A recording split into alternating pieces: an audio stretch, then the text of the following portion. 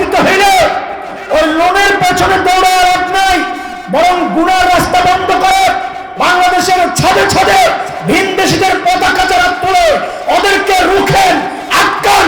এই ভিনদেশী সংস্কৃতি বন্ধ করেন, গুনার রাস্তা বন্ধ করেন, সিনেমা হল বন্ধ করেন, মদের আড্ডা বন্ধ করেন, ক্যাসিনো বন্ধ করেন, জুয়া বন্ধ করেন, আলেমদেরকে মুক্ত করে দেন। গুনার রাস্তা বন্ধ না কইরা, গুনার রাস্তা বন্ধ না করে আইএমএফ এর পিছে ঘুরে কোনো লাভ হবে না। গুনার রাস্তা বন্ধ করে ভারতকে তোষামোদি করে কোনো লাভ হবে না। বরং দুনিয়ার হাল হচ্ছে উল্টা। যারা গুনার রাস্তা বন্ধ করছে, ওই বিশ্ব ব্যাংক, ওই আমেরিকা, ওই ভারত, ওই রাশিয়া, ওই ন্যাটো, উল্টা ওদেরকে পৌঁছে। সেই ওরা কারা? একটাও বলতে পারছে। সাবাস, আফগানিস্তান। কোথায় কোথায়?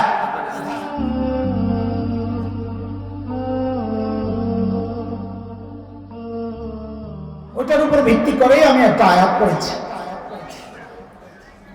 ক্লাসের মতো করে গণে গণে কিছু পয়েন্ট আপনাদেরকে আজকে মুখস্থ করাই। এই পয়েন্টগুলো দেশ দুর্ভিক্ষে পড়লো না অভাবে পড়লো আপনার দেখার বিষয় না। এই পয়েন্টগুলো আপনি বাস্তবায়ন করেন, আমি লিখিত দিয়ে যাব আপনাকে, ইনশাআল্লাহ আপনার ঘরে কোনোদিন অভাব আসবে না। চলবো?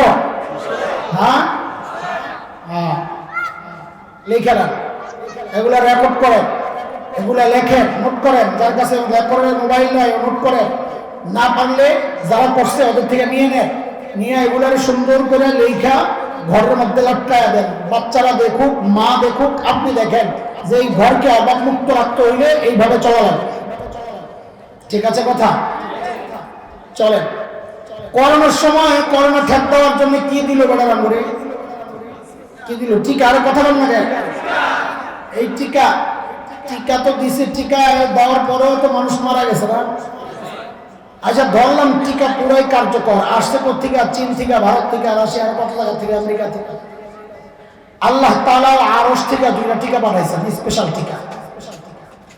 ওই টিকা তো করোনা ঠেক দেয়। আর আল্লাহর টিকা শুধু করোনা না, দুর্ভিক্ষ সহ সব বিপদকে ঠেক দেয়। সুবহানাল্লাহ বাজ্জায় বলেন, ঠিক না? আল্লাহ তাআলা বলছেন, ওয়ামা কানা আল্লাহু লিয়ুআযিবাহুম ওয়া আনতা ফীহিম ওয়ামা কানা আল্লাহু মুআযিবাহুম ওয়া হুম ইস্তাগফিরুন।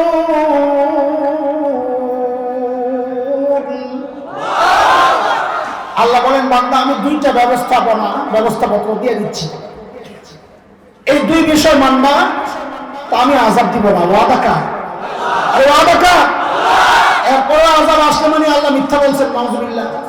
কাজে ওই বিশ্বাস রাখতে হবে যে আল্লাহ তাআলা যা বলছেন ওইটাই, আল্লাহ আযাব দিবেন না। দুর্ভিক্ষ যদি আসে আপনি বুঝবেন এটা আপনার জন্য আযাব না, আল্লাহ আপনার পরীক্ষা নিচ্ছেন। কেন? 8 থেকে 9-এ ওঠার জন্য পরীক্ষা দিতে হয়, তাই কি না? আপনাকেও আল্লাহ মর্যাদা বাড়াইতে হইলে আপনার পরীক্ষা লওয়া লাগবে, এটা আল্লাহ বলেছেন কোরআনে। এক নম্বর, আল্লাহ তাআলা বলেন, নবী, প্রিয় নবী সাল্লাল্লাহু আলাইহি ওয়াসাল্লাম, আপনি যতদিন আছেন আপনার সম্মানে আমি আপনার উম্মতকে আযাব দিব না। কি রে ভাই, আপনারা কি সুবহানাল্লাহ আল্লাহু আকবার না বলার প্রতিজ্ঞা করছেন না নিয়ত করছেন? বাড়ির যাই একবারে বলবেন না, ওটা নিয়ত করে থাকলে আমার বললাম তো, আমি বারবার আপনাদের ডিস্টার্ব করবো।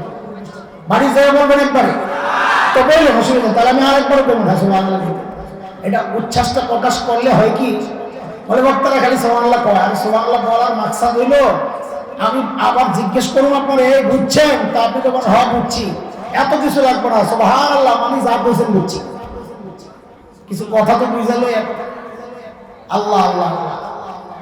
তো নবী আলাইহিস সালাম হলো যেন একটা টিকা, আছেন তো থাকা, নবীর অবস্থানটাই আল্লাহ বলেন আমি আযাব, বলেন না?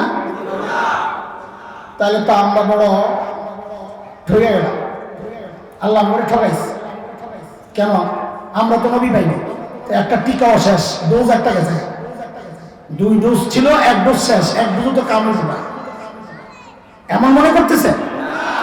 আমরা ঠকে গেছি? নবী তো নাই। আল্লাহু আকবার। নবী নাই না, নবী আছে। ওই যে হযরত বলে গেছেন যে এই কথা, ওই কথাই বলছি, নবী নাই না, নবী আছে। বড়রা বলে যে মানুষ নিজের জীবনকে সুন্নত দিয়া সাজায় সে যেন নবীর সাথী আছে। সুন্নতের পাওয়ার জানেন আপনি? সুন্নতের পাওয়ার। আল্লাহু আকবার। আপনি করবেন দুনিয়ার কাজ, ব্যবসা বাণিজ্য, সুন্নত দিয়া এবারে সাজাইবেন তো দুনিয়া দিন হয়ে যাবে। কি হয়ে যাবে?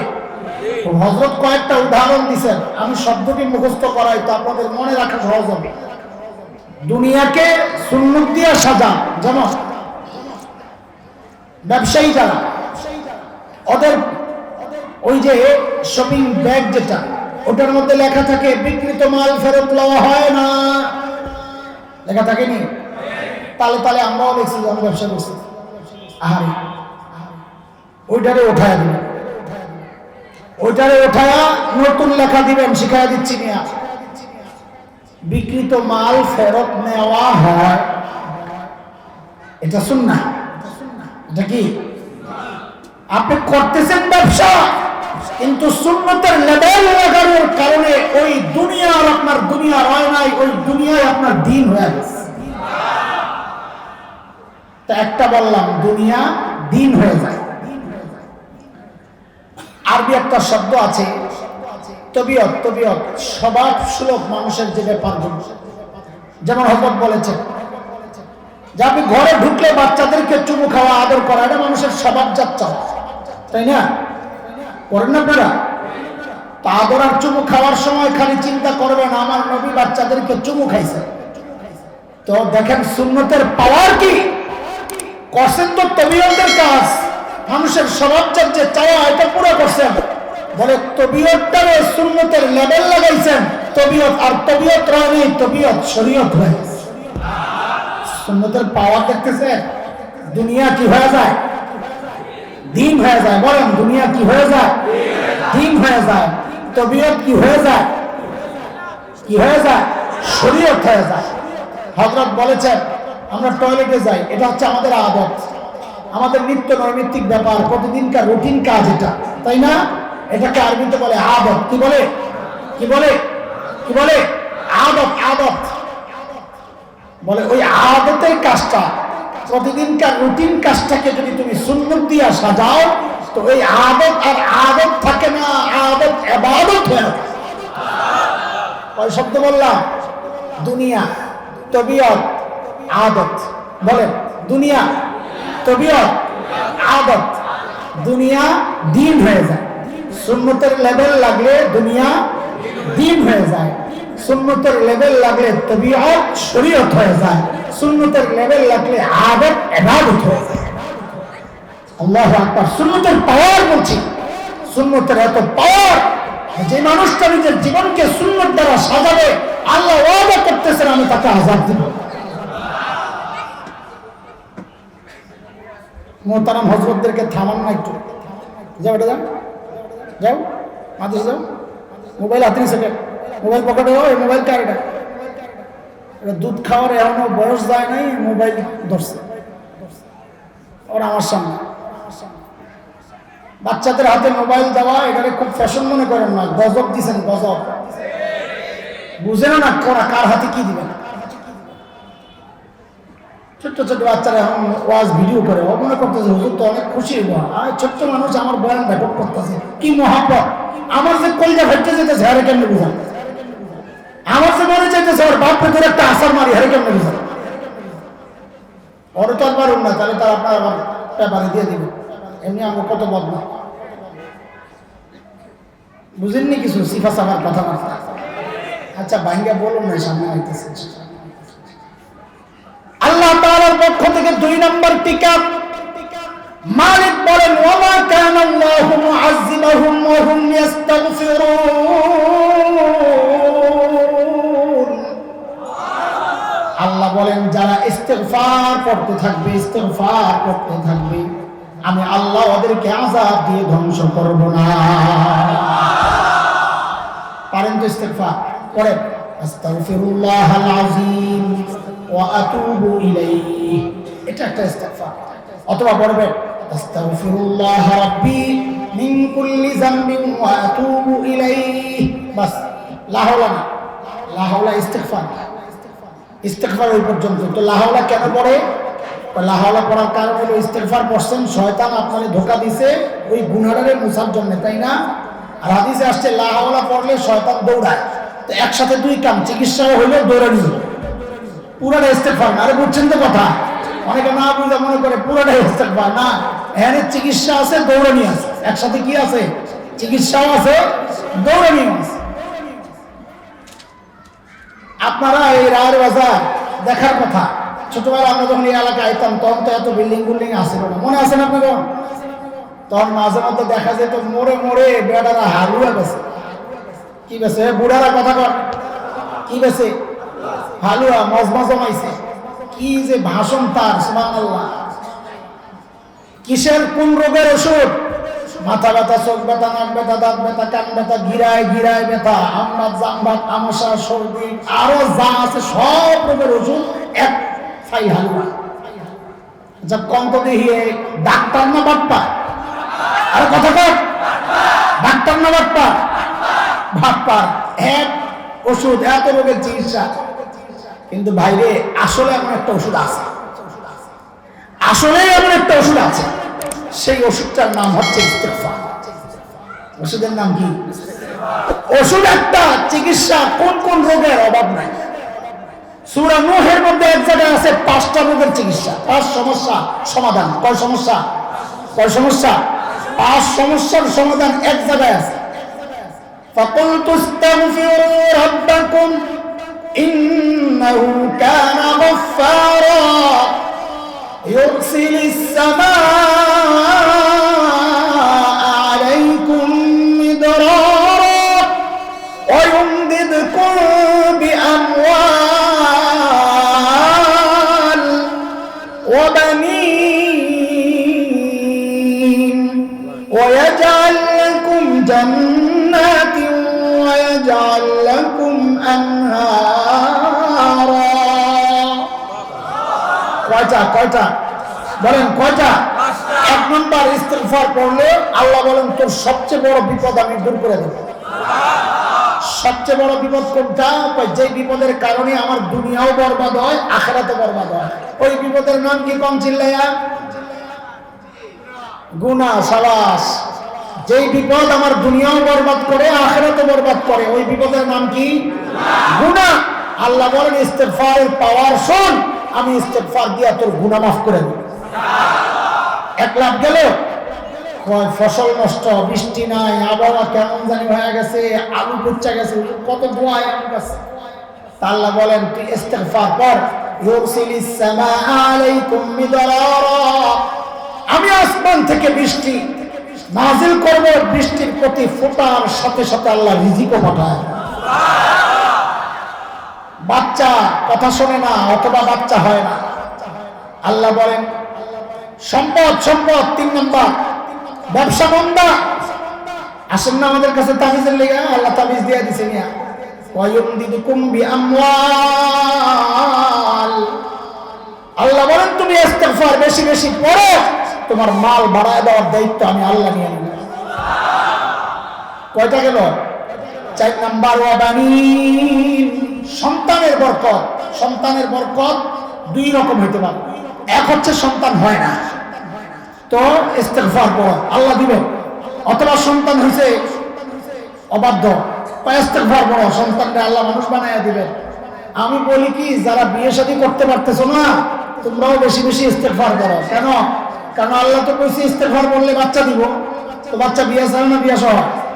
তার মানে তুই বুঝোস কোন জায়গায় হামলা হয়েছে। বেশি বেশি ইস্তেগফার করবি, বেড়া আল্লাহ বিয়ে শাদীর ব্যবস্থা করে দিবে। চালাকি তো বুঝোস না কোনটা করতে হবে, খালি উদাউদি পিছে পিছে ঘুরো আছে।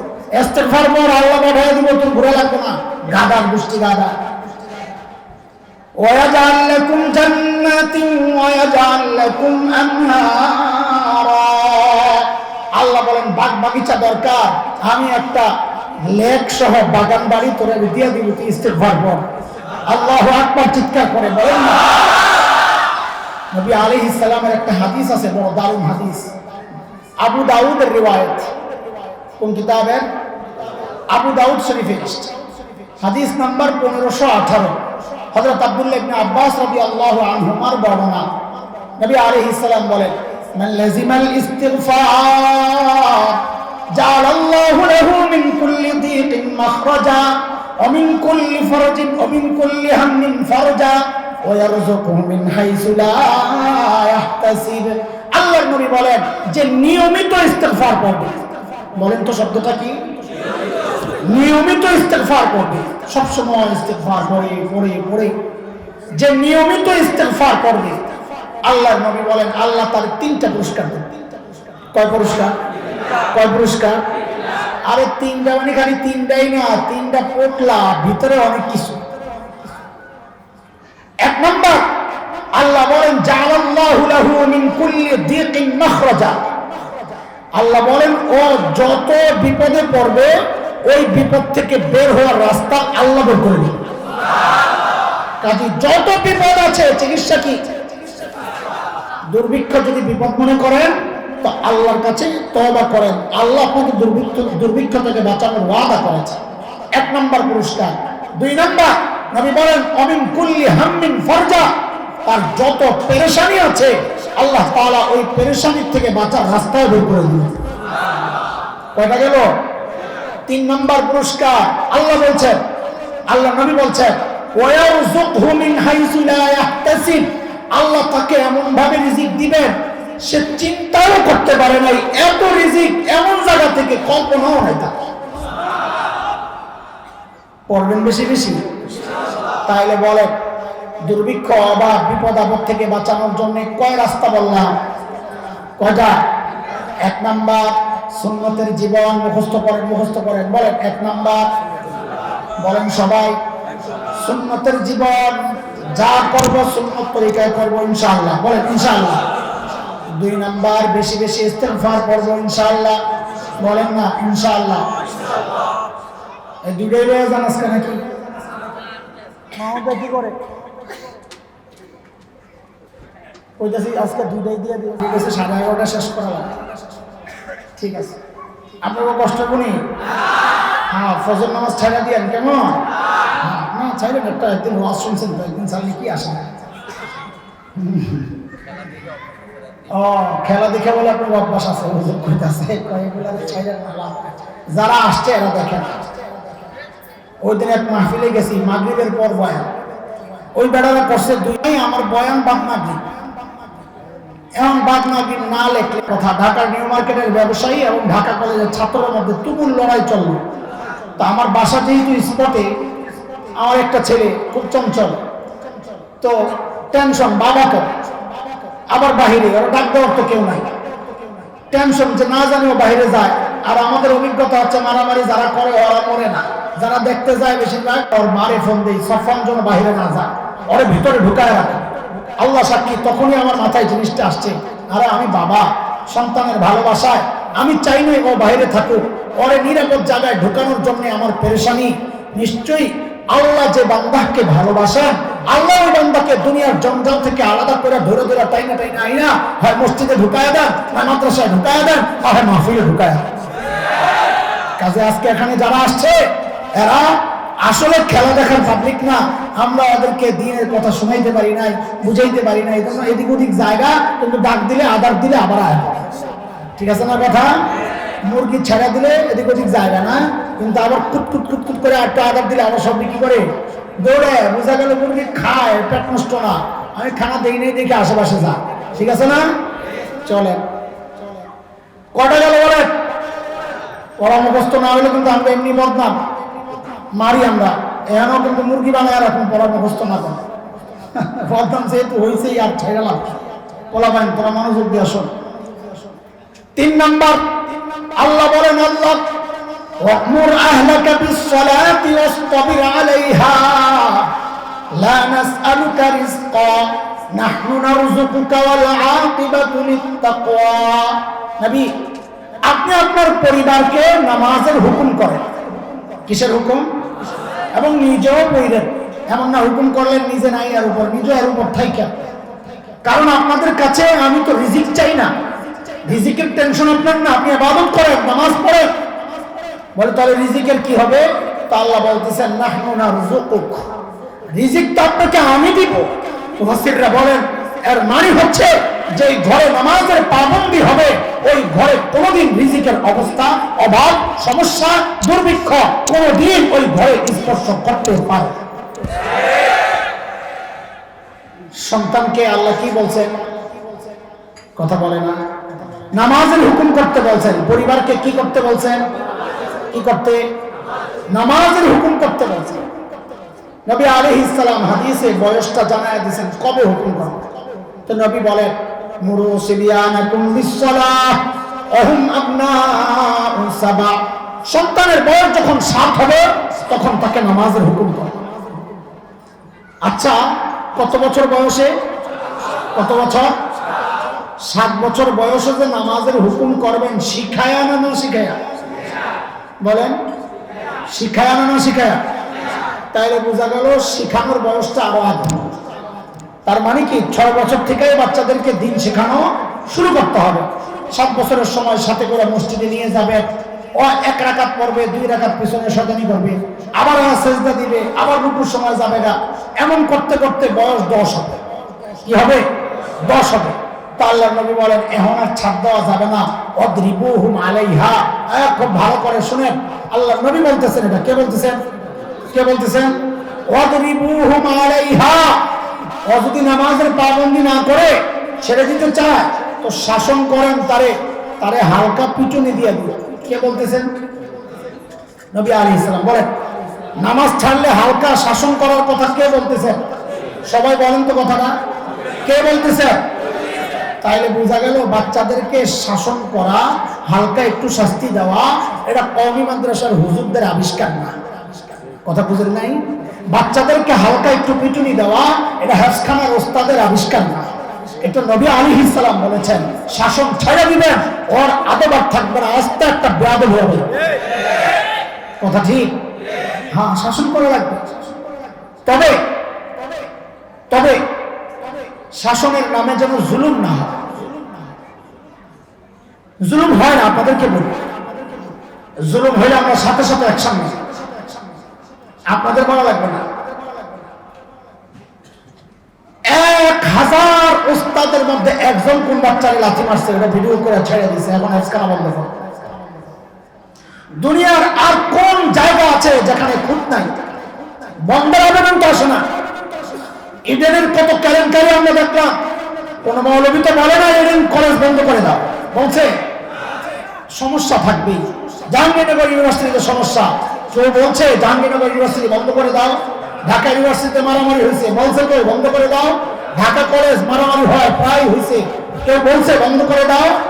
মোল্লা ঘরে নরম পাইছেন তো, কিলাইতে মজা, হেফসখানায় মারামারি হয়, হেফসখানা বন্ধ করে দাও।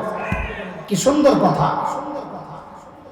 ওই 1000-এর মধ্যে একজন জালিমকে আপনি দেখলেন, কিন্তু আরো যে 999 জন বাবার চেয়ে বেশি স্নেহে তাকে বড় করছে, ওইটা দেখলেন না।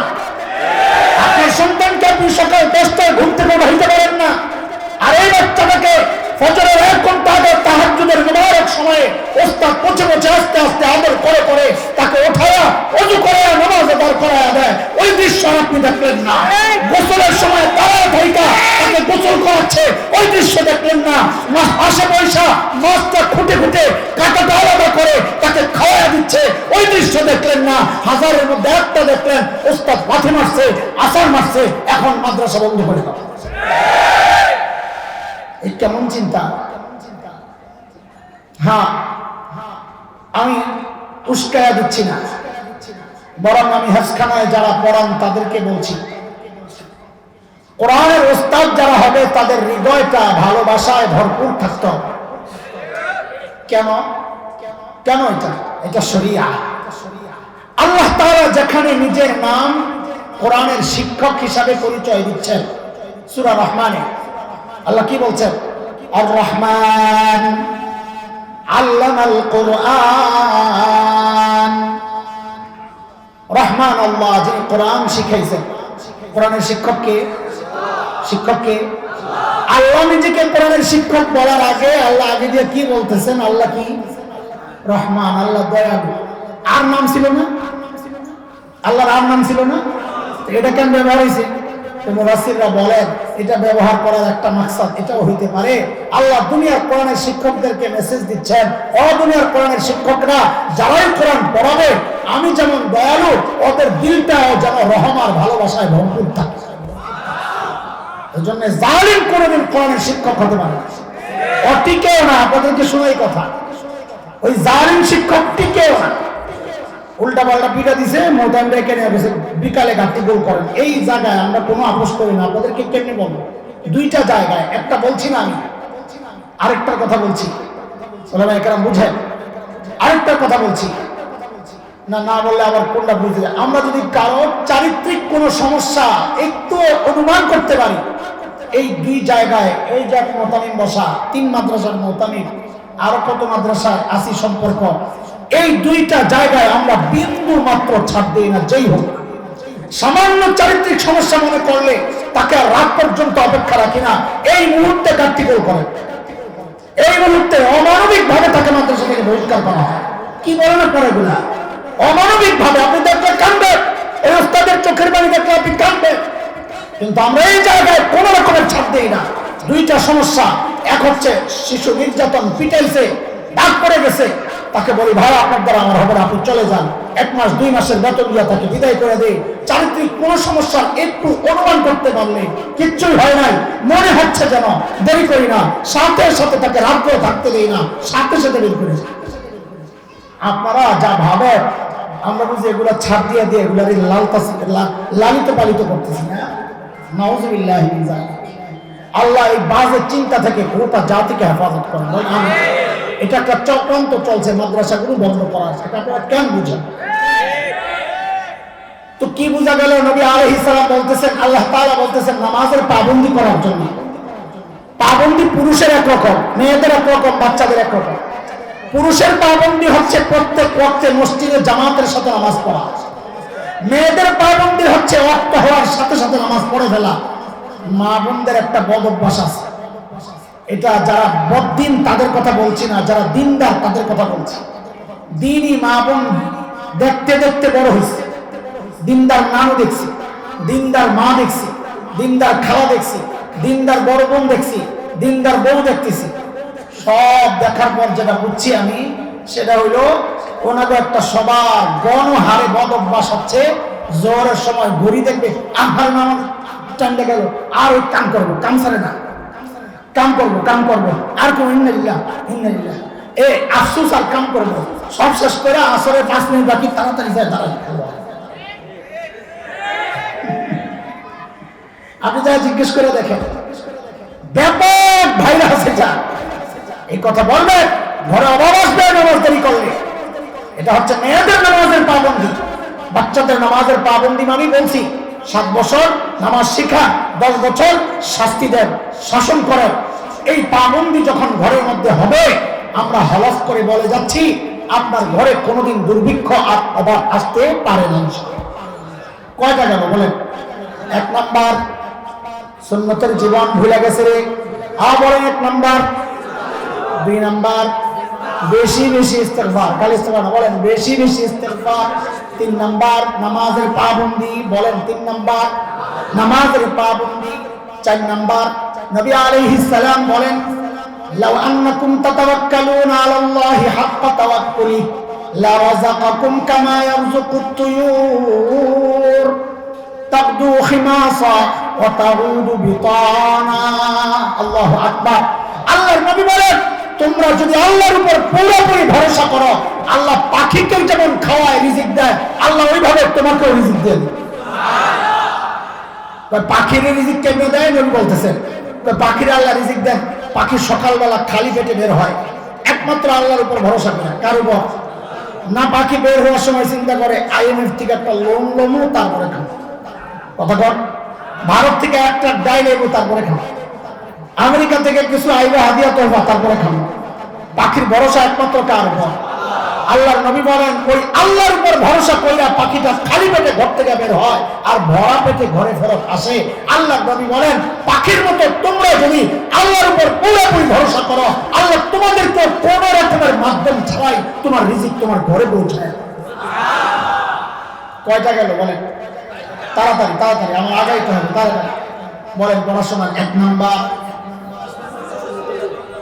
এক নাম্বার সুন্নতের জীবন, 2 নাম্বার বেশি বেশি ইস্তেগফার, 3 নাম্বার নামাজের পাবন্দি, 4 নাম্বার আল্লাহর উপর ভরসা। বলেন কার উপর ভরসা? চলেন 5 নাম্বার। হযরত আব্দুল্লাহ ইবনে মাসউদ রাদিয়াল্লাহু আনহু অসুস্থ হয়ে আছে। হযরত ওসমান রাদিয়াল্লাহু আনহু গেছেন দেখতে, যারা দেখেন যে অবস্থা খারাপ, তো উনি কিছু টাকা পয়সা হযরত আব্দুল্লাহ ইবনে মাসউদকে দিয়া বলতেছেন এগুলা রাখেন, আপনার তো ছেলে নাই। আব্দুল্লাহ ইবনে মাসউদের কি ছিল না? ছেলে ছিল। বলে আপনার তো ছেলে নাই, মেয়েদের ভবিষ্যৎ হিসাবে এগুলা কাজে লাগবে, এটা রাখেন। হযরত আব্দুল্লাহ ইবনে মাসউদ বলেন লাগবে না। কেন? আপনার মেয়েদের একটা ভবিষ্যৎ আছে না? বলে আমার মেয়েদের ভবিষ্যৎ আমি করে দিচ্ছি। আমার মেয়েদের ভবিষ্যৎ আপনারা মনে মনে চিন্তা করতেছেন, একটা বাড়ি বানায় গেছে, ভাড়া পাইব। হ্যাঁ, হযরত ওসমান জিজ্ঞেস করতেছেন কি ভবিষ্যৎ করছেন? আল্লাহু আকবার। হযরত আব্দুল্লাহ ইবনে মাসউদ বলেন আমি নবী আলাইহিস সালামকে বলতে শুনেছি এই কথা, কি মান ক্বারাআ সূরাতাল ওয়াকিআ ফি কুল্লি লাইলা লাম তুসিবহু ফাকাতুন আবাদা। যে ব্যক্তি প্রতি রাতে সূরা ওয়াকিআ পড়বে তার ঘরে কোনোদিন তাকে অভাব স্পর্শ করবে না। বাচ্চাদেরকে কি শিখান আপনারা? ঘোড়ার ডিম আগডুম বাগডুম ঘোড়ার ডিম সাজে কি শিখান? সূরা ওয়াকিআ শিখাইতে পারেন না ওর জীবনের ভবিষ্যৎ? আপনার এত টেনশন করা লাগবে না তো। ওরে আয়াতুল কুরসি শিখাইতে পারেন না? হুজুরের পিছনে পিছনে তাবিজ লইয়া ঘুরে, গলার মধ্যে এতগুলা, হাতে এতগুলা, কোমরে এতগুলা, কোমরে গুলা ঝুলতে ঝুলতে আরো অনেকের সাথে মিলে ঝুলে থাকে। বুঝে না কথা? থাক, এত এত তাবিজ শরীরের মধ্যে, কেন ওরা আয়াতুল কুরসিটা শিখাই দিতে পারেন না? আয়াতুল কুরসিটা যদি সকাল বিকাল পড়তে একটা তাবিজের তো দরকার ছিল, ওইটা করবেন না, বাচ্চারা কষ্ট নেবে। হ্যাঁ, তাবিজ বড় সোজা জিনিস, তাই না? হ্যাঁ, আপনারা না নিলে আমরা খামো করতে না। আইসেন আইসেন শোনেন, আমার মসজিদে আমি বলছি কেউ ধোকা খায়েন না। আমার কাছে জিনের পানি পড়া নেওয়ার জন্য যারা আসে আমি বইলা দিচ্ছি, শুধু শুধু ধোকা খায়েন না। আমি কিচ্ছু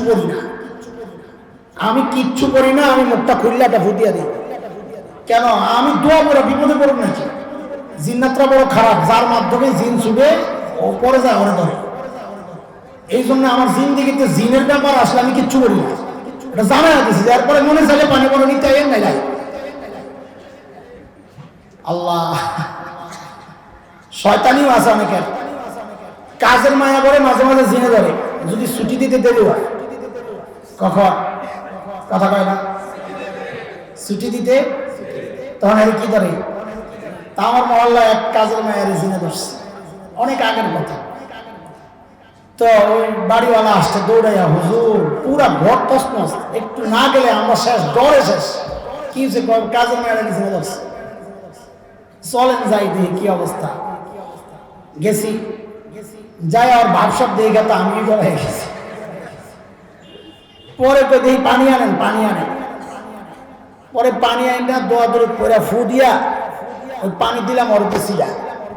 হায় আল্লাহ, পানি সিডা দিতে দেরি, ওই যে যা শুরু করলো আমার গালাগালি, মোল্লার বাচ্চা মোল্লা, সব গালি তো দিতে পারতেছে না। আমার শোনে আগুন লাগাই দিল রে, দিছে শিক্ষা। আমি বেড়া একটা লাগিয়া, আমার এইবার ডর ভেঙে গেছে। কেন? কারণ আমি যে পানির মধ্যে যে ফু দিয়েছি আমি কিচ্ছু করি না। ওর গায়ে আগুন লাগলো কোথেকে? ওর শয়তানি ছাড়া কিচ্ছু না, লাড়ি আনেন একটা। যে লাড়ির কথা বলছি তুই ঠান্ডা হয়ে গেছে। তো এই জন্য বলি রে ভাই, খামাকে আমার কাছে আয়েন না, কি করি না করি জানেননি ঘোরার দিন কিচ্ছু। তার চেয়ে বরং বাচ্চারা আয়াতুল কুরসি শেখায় দেয়, সূরা ওয়াকিয়া শেখায় দেয়, দাজ্জালের ফিতনা থেকে বাঁচানোর জন্য সূরা কাহফের প্রথম 10 আয়াত শেখায় দেন। কি শিখান হবে সব এগুলা? বাচ্চাকে যদি ভালোবাসেন, তার দুনিয়া আখিরাত যদি বরবাদ করতে না চান, বাচ্চাকে দিন শিখান, দোস্ত দিন শিখান। কয়টা গেল বলেন? 5টা। বলেন পড়াশোনা 1 নাম্বার, সুন্নতের জীবন 2 নাম্বার, বেশি বেশি ইস্তেগফার 3 নাম্বার, 4 নাম্বার ভরসা কেবল কার উপর? বিশ্ব ব্যাংকের উপরে না। সাথে একটা না লাগাইলে তার মজা লাগবে। কার উপর না? আমেরিকার উপর। আল্লাহ 6 নাম্বার, 5টা গেল নি? 6 নাম্বার আল্লাহ তাআলা বলতেছে সূরা আনফাল 96 আয়াত। কথা কার এটা? আমার বলছি নি একটা, এই 6টা 5টা যে বলছি, 2-1টা আসেনি আমার পক্ষ থেকে। কাজে ডাক পিয়নের বিরুদ্ধে যায় না, সামনের কথাটা বলার আগে আবার মনে করাই দিলাম, মনে আছে তো? ডাক পিয়নকে কিচ্ছু বলা যাবে না, ঠিক আছে তো কথা? হ্যাঁ, তাইলে শোনে সূরা আনফাল। কোন সূরা? কত নম্বর আয়াত? 96। মানে কে পাঠাইছে, কোন এলাকার থেকে সিডি আইছে ওটাও বলতেছে যে না, আমারে না মারেন বাইরে, বুঝেননি কথা? আল্লাহ তাআলা বলেন ওয়ালাউ আন্না আহলাল কুরা আমানু ওয়াত্তাকাউ লাফাতাহনা আলাইহিম বারাকাতিন মিনাস সামাই ওয়াল আরদ ওয়ালাকিন কাযযাবু ফাআখাযনাহুম বিমা কানু ইয়াকসিবুন।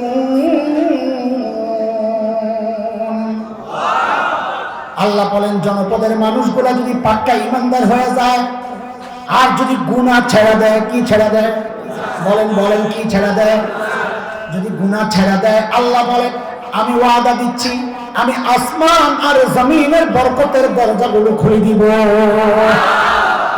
কাজে দুর্ভিক্ষ ঠেক দিতে হইলে ওই লোনের পেছনে দৌড়ার নাই, বরং গুনার রাস্তা বন্ধ করে বাংলাদেশের ছাদে ছাদে ভিনদেশীদের পতাকা যারা তোলে ওদেরকে রুখেন, আটকান। এই ভিনদেশী সংস্কৃতি বন্ধ করেন, গুনার রাস্তা বন্ধ করেন, সিনেমা হল বন্ধ করেন, মদের আড্ডা বন্ধ করেন, ক্যাসিনো বন্ধ করেন, জুয়া বন্ধ করেন, আলেমদেরকে মুক্ত করে দেন।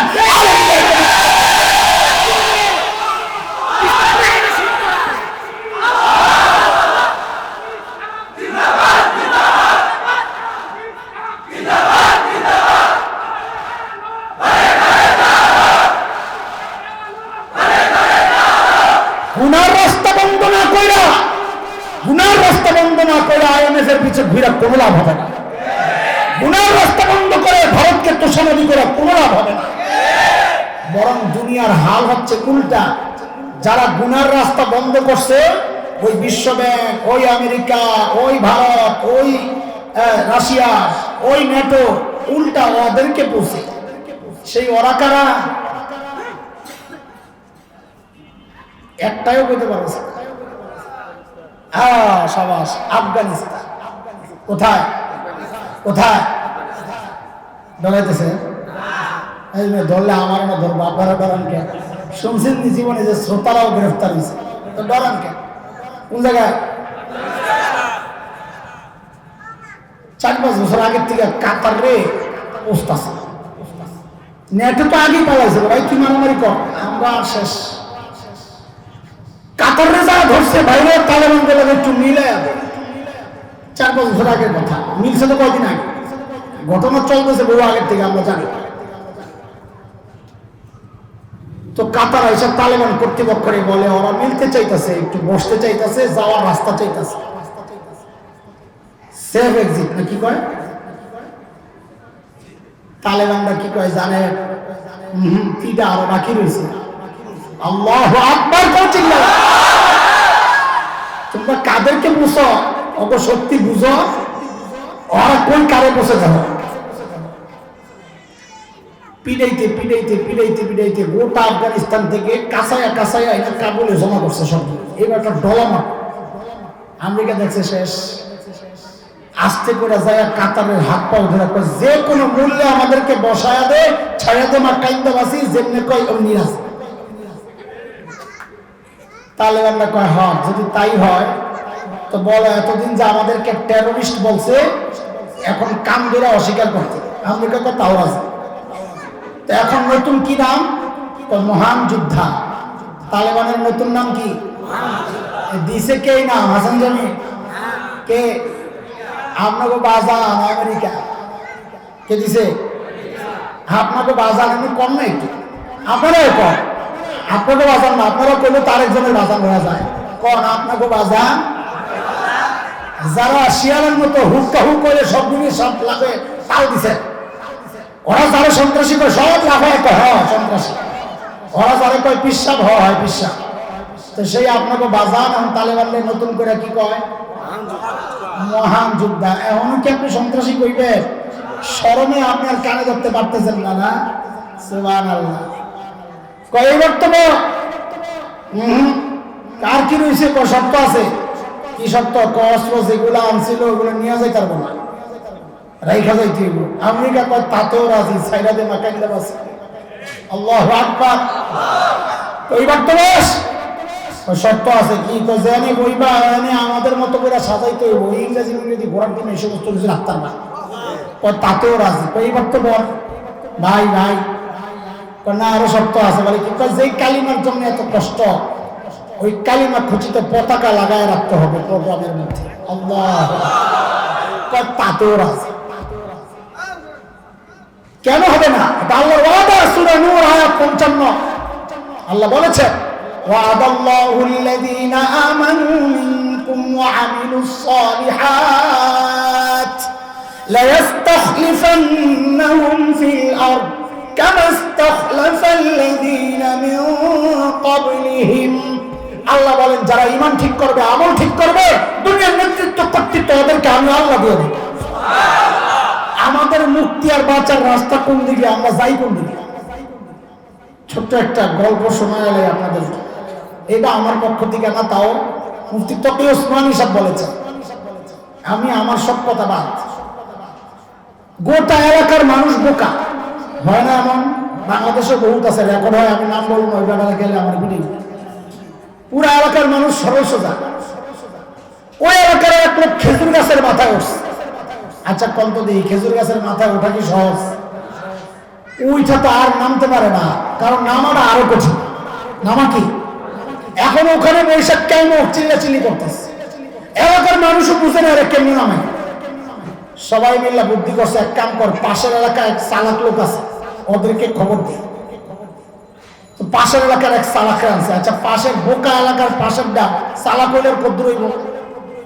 ওই বোকামিতে চালাকিতে যদি নাম্বার পায় 0, তো 0-র পাশে কত? 1 না 10? তো পাশের এলাকায় বুদ্ধিতে পয়েন্ট পাইলেন, 1 পাইছে। বুঝেন না এই কথা? ওরা আনছে হায়ার করে। তো কি সমস্যা? ওই যে ওরা গাছের উপর উঠছে, নামতে পারে না। কেমনি নামানো বুদ্ধি দরকার? ওর নিয়ে এটা কোনো ব্যাপার? ব্যাপার সেবার পরে তাড়াতাড়ি করো, কেমন বড় মরে দেবো জ্বরে। কয়েক কাম করো, লম্বা মোটা একটা রশি আনো। তো লম্বা মোটা একটা রশি আনছে। ওই রশি আনছে, এখন কি করা? কয়টা খেজুর গাছের মাথায় ওঠাও। তো উঠাইছে, এখন কি করা? কয়টা কোমরের মধ্যে শক্ত করে বাঁধো। তো কোমরের মধ্যে শক্ত করে বাঁধছে, এখন কি করুন? আমি হ্যাঁ কইলে সবাই একসাথে টান দিবা। তো যেই হ্যাঁ কইছে সবাই দিছে একসাথে টান। ও তো কাটা কোটা ঢুকা মুখা ধপ করে নিচে পড়ে জাগায় শেষ। ওই যে আপনাদের বাজারে ইন্দুর ওষুধ ব্যস্ত না, এক সময় জাগায় খায়, জাগায় ব্রেক, ওই জাগায় ব্রেক হয়ে গেছে। এলাকার মানুষ কারে করলে কেমন মানুষ তো মারা গেছে, সেটা আমিও দেখতেছি। তো এটা কোন পদ্ধতিতে নামাইলি তুই? আমার দোষ কি? আমি তো আমার এলাকায় এইভাবে একজন রে বাঁচাইছি, এইভাবে একজন রে বাঁচাইছি। বলে কারে বাঁচাইছো? আমার এলাকায় এক লোক কুয়ায় পড়ে গেছিল। কোন জায়গায়? আর কোথায়? কুয়ার মধ্যে। কুয়া তো বুঝে গভীর গর্ত, ওখানে পড়ে গেছিল। ওরে তো আমি এই পদ্ধতিতে উপরে উঠাইছি। আল্লাহু আকবার। হযরত মুফতি তকি ওসমানী বলেন, আরে মুসলমান, ইহুদি নাসারা ওরা তো ধ্বংসের খাদে পড়ে আছে। ওদের উন্নতি অগ্রগতির রাস্তা হচ্ছে আইএমএফ থেকে লোন লওয়া। ওদের উন্নতি অগ্রগতির রাস্তা একটা, ইয়ারফাইল্লাহুল্লাযীনা আমানু মিনকুম। ঈমানদারদেরকে আল্লাহ মর্যাদাবান করেছেন, উপরে রেখেছেন। তোমার বাঁচা, তোমার উন্নতি, তোমার অগ্রগতির রাস্তা তো ওইটা না। তুমি যদি ওইটা গ্রহণ করো, তোমাকে আল্লাহর দেওয়া রাস্তা বাদ দিয়া তো তোমার কপালে মরণ ছাড়া আর লাঞ্ছনার গঞ্জনা ছাড়া কিচ্ছু নাই। এই জন্য দুর্ভিক্ষ ঠেক দিতে হইলে কার পরামর্শ মানতে হবে? আল্লাহ, আল্লাহ রসুলের পরামর্শ। বলেন কার পরামর্শ? সেই আল্লাহ বলতেছেন তোরা গুনাহ ছেড়ে দে, গুনার রাস্তা বন্ধ করে দে, ঈমান পাক্কা কর, তো বরকতের দরজাগুলো চারদিক থেকে, আসমানের দরজা, জমিনের দরজা, সব দরজা আমি আল্লাহ খুলে দেব। সুবহানাল্লাহ। কয়টা হয়েছে রে? কয়টা? 6টা। বলেন শেষ 7 নম্বর একটা সময় দিব। এইটা না শুনে কোনো যুবক অন্তত উঠবে না। আমি আগে বলি, অন্তত কোনো যুবক যার বাবা মা আছে এমন কেউ উঠবে না। যুবক না, শুধু যার বাবা মা আছে এমন কেউ উঠবে না। কয়টা আগে পড়াশোনা আমুক্তা শোনা আমুক্তা, আমরা তো আমুক্তা বুঝবো না। আমাদের পিছনের পড়াশোনাকে আমরা বলি আমুক্তা, তা আমুক্তা শোনান আজকে। 1 নাম্বার সুন্নতের জীবন, 2 নাম্বার ওই বেশি বেশি ইস্তেগফার। বলেন বলেন। 3 নাম্বার নামাজের পাবন্দি, 4 নাম্বার ভরসা কেবল, 5 নাম্বার প্রতি রাতে সূরা ওয়াকিয়া পড়া, মনে নাই? 6 নাম্বার গুনাহ ছেড়ে দেওয়া। বলেন অভাব দূর করার 6 নাম্বার রাস্তা কি? গুনাহ করলে ঘরে অভাব আসবে, গুনাহ করলে ঘরে পেরেশানি আসবে। ঠিক আছে? এটা না টাইনা নিয়ে আসে অভাবকে, সমস্যাকে, বিপদকে, গুনাহ টাইনা নিয়ে আসে।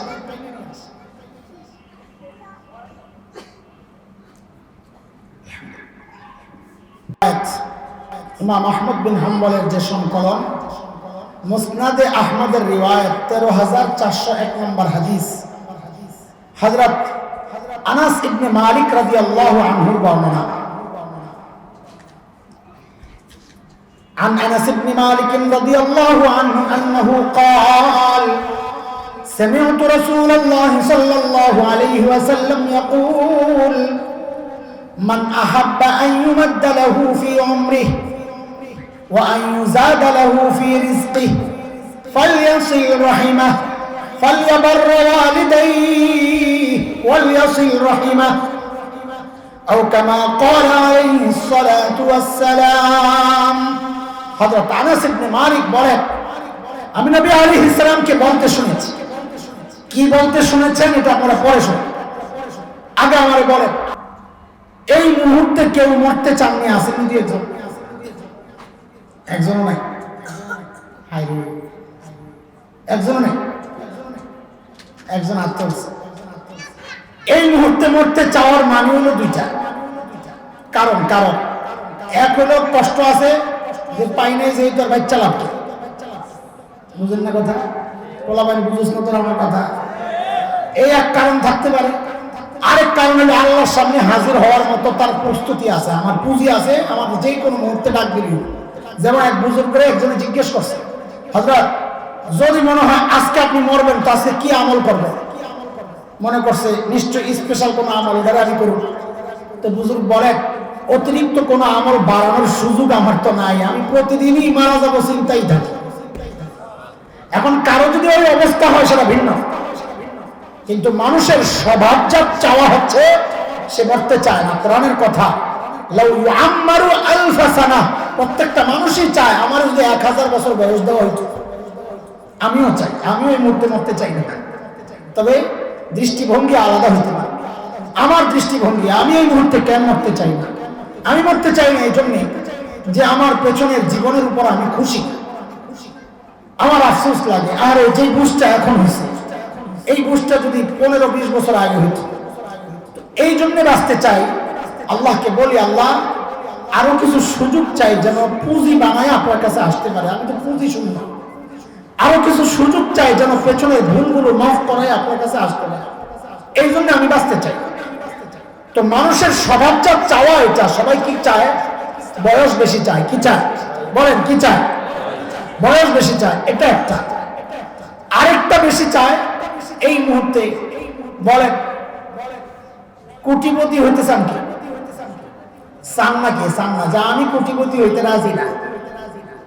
মাশাআল্লাহ মাশাআল্লাহ, নানান কারণ থাকতে পারে, আমি কারণে যাচ্ছি না। কিন্তু মানুষের স্বভাবজাত চাওয়া হচ্ছে প্রত্যেকটা মানুষ ধনী হইতে চায়। কোরআনের কথা, ইয়া লাইতা লানা মিসলা মা উতিয়া কারুন। আল্লাহ বলেন মানুষের চাওয়া হচ্ছে আমার যে কারণের মতো ধন দেওয়া হতো। তার মানে মানুষের স্বভাবজাত চাওয়া হচ্ছে সে ধনী হতে চায়। কি হতে চায়? আমিও চাই। আপনারা তো হাত তুলছেন, ধনী হতে চান না। আমি চাই, আমি ধনী হতে চাই, তবে ভোগ বিলাসের জিন্দিগির জন্য না, আল্লাহ সাক্ষী। আয়েশি জিন্দিগির জন্য না। দুনিয়ার আয়েশ দেখা হয়েছে, এগুলা দুনিয়ারে লাথি মারি মারতে মারতে পাও ব্যথা হয়ে গেছে, আমি দুনিয়া পিছন ছাড়ে না। ওই জন্য পয়সা চাই না। পয়সা চাই, আমাদের অনেক প্ল্যান প্রোগ্রাম আছে দ্বীনি বিষয়ে, টাকার জন্য এগুলো করতে পারি না। সেজন্য মনের চাওয়া বাংলাদেশের প্রত্যেকটা গ্রামে যদি একটা করে মাদ্রাসা করতে পারতাম, মনের চাওয়া। খ্রিস্টান মিশনারিরা আমার ভাইদের ইমান খায়া ফেলতেছে উত্তরবঙ্গে, পার্বত্য অঞ্চলে। আমাদের চাওয়া ওদের মোকাবেলায় যদি আমরা ওদেরকে কিছু দিতে পারতাম, এই জন্য ধনী হতে চাই। আল্লাহ সাক্ষী, আল্লাহকে সাক্ষী রেখে বলতেছে। বাকি আপনারা অনেকে চান না, অনেকে চান, কিন্তু মানুষের স্বভাবজাত চাওয়া হচ্ছে মানুষ এই দুইটা জিনিস চায় বারুক। একটা হচ্ছে বয়স, আরেকটা হচ্ছে সম্পদ। বলেন, একটা হচ্ছে বয়স, আরেকটা। নবী আলাইহিস সালাম বলেন, মান আহাব্বা আইয়ুমাদ্দা লাহু ফি উমরিহি, যে চায় তার বয়স লম্বা হোক, ওয়া আইয়ুযাদা লাহু ফি রিজকিহি, যে চায় তার সম্পদ বাড়ুক। তো নবী আলাইহিস সালাম বলেন, সে যেন দুইটা কাজ করে। কয় কাজ? কয় কাজ করবেননি? বলেন বলেন, কে কে করতে রাজি দেখি? আল্লাহু আকবার, আল্লাহ কবুল করেন। হাত নামান। নবী আলাইহিস সালাম দ্বিতীয় যেটা বলছেন, আমি এটা আগে বলতেছি। আগে বলার কারণ একটাই, এটার মধ্যে কথা কম, প্রথমটার মধ্যে কথা বেশি। যেহেতু কথা বেশি আমি বলবো আর এই জন্য এটাকে পরে আনতেছি, যেন কথা শেষ করে একবারে শেষ করতে পারি। নবী আলাইহিস সালাম বলেন, যে চায় এই দুই জিনিস তার বাড়ুক, এক হচ্ছে বয়স, আরেক হচ্ছে সম্পদ, সে যেন আত্মীয়তার সম্পর্কগুলোরে মজবুত করে। কিসের সম্পর্ক? এই জায়গায় এই সমাজ বড় সমস্যা আছে। যে কাউকে ডাক দিয়ে জিজ্ঞেস করবে, চাচার সাথে তোমার সম্পর্ক কেমন? বলো, হুজুর আর বললেন না, এই জালেম আব্বা মরার পর একটু খবর লাগে। ফুফুর সাথে ওই ডাইনি তো সম্পদ দাদার কিচ্ছু রেখে যায়। আচ্ছা, মানে সম্পর্ক ভালো না। ভাইয়ের সাথে সম্পর্ক কেমন? ভালোই ছিল হুজুর, ঘরে ডাইনি একটা আছে ভাবি আর কি, ওটার কারণে সম্পর্ক এখন যায়। বোনের সাথে সম্পর্ক কেমন? ওরে ওটার কথা আর কয়েন না, ওই শয়তান কন্ত হুজুর বেড়াইতে আইব না, আব্বাই মরার পর হিসাব করে পাই টু পাই যাবো তো সব হয়ে গেছে। তোর সম্পর্কটা ভালো কার সাথে? কারো সাথে। নতুন নতুন সম্পর্ক করে, আত্মীয়দের সাথে সম্পর্ক ছিন্ন। আবার কেউ কেউ এই কথা আমাদেরকে শোনায়, সম্পর্ক রাখবো কেমনে হুজুর? জুলুম করে আমার উপর জুলুম। আরে গাধা, অজুলুম করে জুলুমের শাস্তি ও পাবে, কিন্তু তুই ওর সাথে সম্পর্ক নষ্ট করে নিজেকে কেন ঠকাচ্ছিস? কারণ নবী বলেন, তুই যদি সম্পর্কটা ভালো রাখস তোর লাভ। কেন? আল্লাহ তোর বয়সও বাড়াইয়া দিবেন, তোর মালও বাড়াইয়া দিবেন। হয়তো এমনি হিংসা বেড়ে যাবে, তুই আল্লাহকে ভালো আচরণ কর, তোর বয়সও বাড়বে, তোর আগে মরে যাবে, তোর মালও বাড়বে, এটা দেখতে আরো আগে মরবে। তাহলে লাভ কোনটা? সম্পর্ক ছিন্ন করা না রাখা? আসল লাভ কোনটা? সম্পর্ক ছিন্ন করা না রাখা? এই জিদ দেখায়া নিজের পায়ে নিজে কুড়াল মাইরেন না। ও যা ইচ্ছা করুক, আপনি সম্পর্ক ভালো রাখবেন কোন উদ্দেশ্যে? যে আমার বয়সও বাড়বে, মালও বাড়বে, এই জইলেই তো অশাশু ঘরে জ্বালাইতেছে। এই উদ্দেশ্য যদি করেন তাও সম্পর্কটা ভালো রাখে, উদ্দেশ্য খারাপ করে না। এমনি বললাম একটা গেল। আরেকটা হচ্ছে নবী বলেন, ফালইয়াসিল ওয়ালিদাইহি, যে চায় তার সম্পদ বাড়ুক, বয়স বাড়ুক, সে যেন বাবা মার সাথে সুন্দর আচরণ করে, বাবা মার সাথে যেন সম্পর্ক নষ্ট না করে। এই সমাজের একটা বড় ভাইরাসের নাম হচ্ছে বউর পাল্লায় পড়ে, শাশুড়ির পাল্লায় পড়ে ঘরকে ঘর উজাড় হয়ে যাচ্ছে। মার সাথে সম্পর্ক নাই, বাবার সাথে সম্পর্ক নাই, ওর মতো পুরা খবর এই দুনিয়ায় নেই। বলেন কয়টা শিখাইছি? আমার কয়টা শিখাইছি? 7টা। আরো আছে কিন্তু আমরা আগাচ্ছি না। আমার অনেক কষ্ট হচ্ছে, আমি আগেই বলেছি আমি অসুস্থ, তালে তালে অনেক কথা বলে ফেলছি আপনাদেরকে দেখে। আপনারা আমার খুব আপনজন, কাছের মানুষ, অনেক মুসল্লি আছেন, আমার মহব্বতের মানুষরা আছেন, এই জন্য কিছু কথা বলে ফেলছি। রাগ করেন না, কষ্ট নিয়েন না, মাফ করে দিয়েন। কোনো কথা যদি আপনাদের দিলে লাগা থাকে তো পড়াটা একটু শোনায় দেন আবার। বলেন 1 নাম্বার সুন্নতের জীবন, 2 নাম্বার ইস্তেগফার, না বেশি বেশি ইস্তেগফার। বলেন 3 নাম্বার নামাজের পাবন্দি। বলেন 4 নাম্বার ভরসা একমাত্র আল্লাহর উপর। 5 নাম্বার প্রতি রাতে সূরা ওয়াকিয়া পড়া। 6 নাম্বার গুনাহ ছেড়ে দেওয়া। বলেন 6 নাম্বার কি? গুনাহ ছেড়ে দেওয়া। 7 নাম্বার হচ্ছে আত্মীয়তার সম্পর্কগুলোকে মজবুত করা, মা বাবার সাথে সুসম্পর্ক রাখা, খেদমত করা, তাইলে আল্লাহ তাআলা বয়সেও বরকত দিবেন, রিজিকেও বরকত দিবেন। এই আমলগুলো করলে ইনশাআল্লাহ দেশে দুর্ভিক্ষ আসলো কি আসলো না ওটা আমার মাথা ব্যথা নাই, অন্তত আমার ঘরে দুর্ভিক্ষ অভাব আসতে পারে না। আল্লাহ তাআলা আমাদেরকে বুঝার আমলের তৌফিক দান করেন, আমিন।